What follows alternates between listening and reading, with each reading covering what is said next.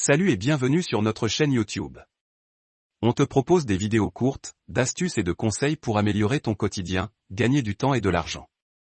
Nous avons aussi la conviction que de petites actions répétées chaque jour permettent d'obtenir de grands résultats. Avant de commencer, n'oublie pas de t'abonner et de cliquer sur la cloche pour recevoir nos prochaines vidéos. L'apprentissage par le jeu.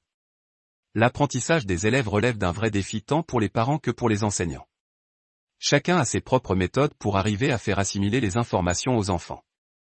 Une des méthodes consiste à apprendre par le jeu.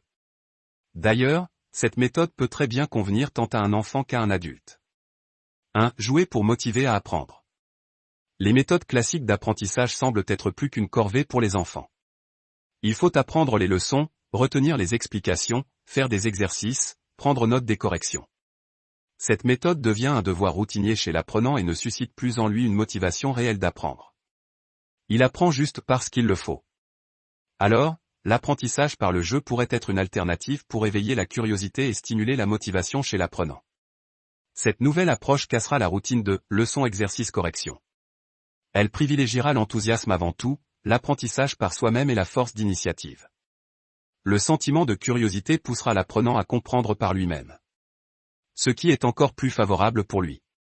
Il lui sera facile de retenir ce qu'il a compris au lieu d'assimiler bêtement ce qu'on lui donne. En comprenant le jeu et en tirant une leçon, l'apprenant sera satisfait de ce qu'il a accompli et retiendra l'essentiel plus aisément. 2. Choisir des jeux à objectif. Le choix des jeux d'apprentissage ne se cantonne pas au simple plaisir de jouer. Il faut jouer pour atteindre un but. Cela peut être la mémorisation, la compréhension ou encore l'amélioration des connaissances par des exercices. Pour cela, il vaut mieux choisir des jeux pédagogiques. Bien qu'il s'agisse d'un jeu, donc d'un divertissement, le jeu consistera à atteindre un objectif. On peut par exemple citer les mots croisés, le sudoku, ou encore les jeux sur les smartphones tels que le millionnaire qui aiguisent notre connaissance générale. On dit souvent que quand on aime notre travail, on ne travaille pas réellement. De même, si on s'amuse tout en apprenant, l'apprentissage ne paraît pas comme étant un devoir pour l'enfant. 3. Optimiser l'indépendance par l'imagination. Les jeux permettent aux élèves d'user de leur imagination.